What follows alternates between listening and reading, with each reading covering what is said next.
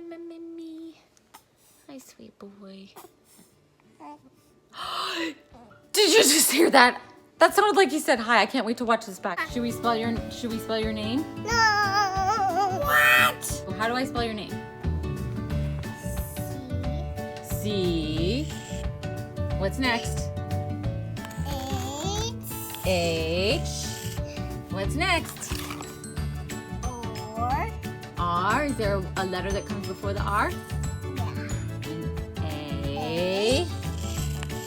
And then what's next? R. Now what? L. L. I. E. E. What does that spell? Charlie. Charlie. This is me, Mommy. It is? Mommy. Hey! I am currently in Babyland.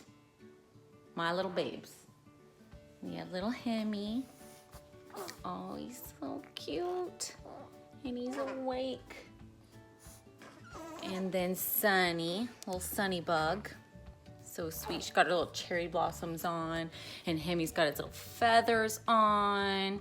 So when babies are preemies like this, they really just want you to not engage too much with them as far as like no bright toys or, you know, they just want you to basically let them eat, snuggle, and sleep. And they're really good babies. So, you know, now we've been home for, I don't know, almost a week now. And they are doing so good. They're such good babies.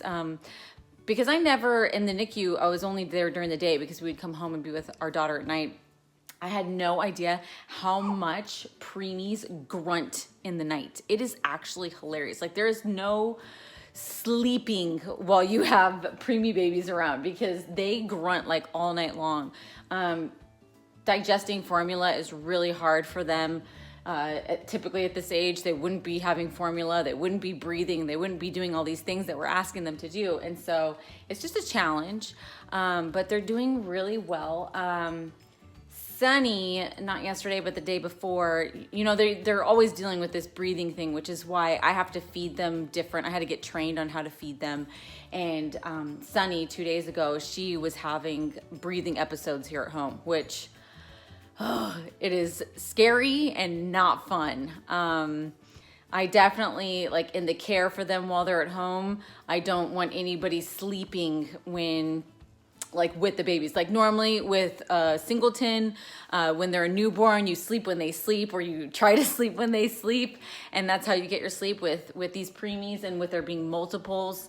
The only way that I'm sleeping is when I actually like leave the room and have other people in charge. So like right now, I don't go to bed until 4:30 in the morning. And I'm now actually, my body's trained to do that because I've been doing it for a week. And so it's actually fine.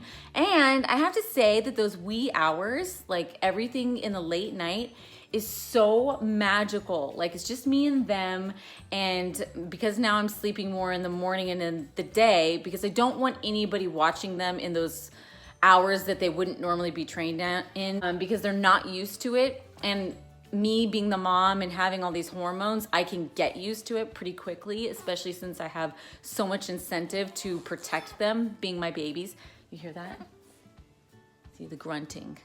It's a little bit of grunting. It's like, see, they're being really good right now. They're not grunting like crazy because I'm videoing. They're like, we're gonna be on our best behavior. But what was I saying? See, mom brain, no sleep. Oh yeah, watching the babies.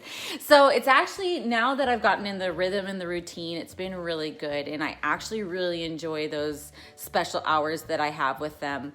Everything has been A-okay so far. I will say my two biggest surprises have been, I wasn't super excited about this newborn phase again. You know, going through it with my daughter, I was like, oh my gosh, like to go through that all over again. It's not, I mean, it's a lot of work, right? For any of you moms, you totally understand. It's so much work, but I am completely in love with this newborn phase. And just like with my daughter, I'm like, oh, I don't want them to grow out of this stage. I love this phase.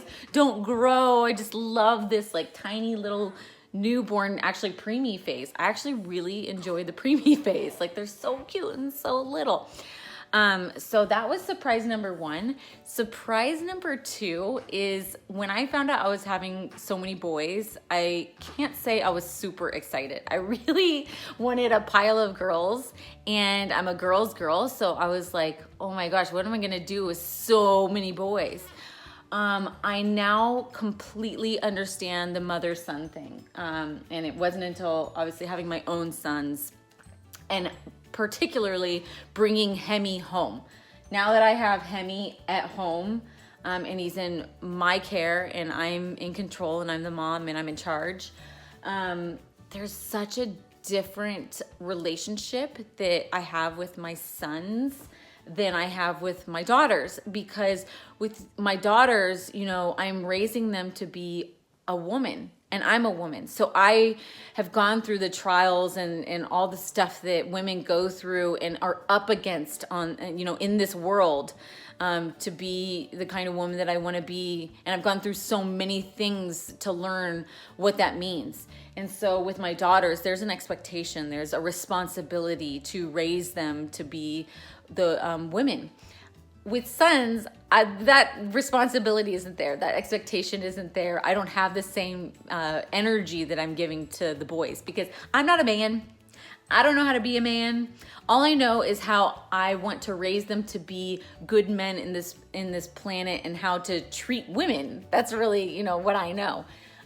So with them, I more get to just love on them and snuggle them, and they're my boys, and it's just like a totally different responsibility. And I have to say that I absolutely love it. So these two surprises were wonderful. And I'm sure there's going to be many more. There's going to be things that I don't love, and there's going to be things that I love. And this has been such a journey, learning all this stuff. It's been a road. So the road continues. Let it continue on. Bye.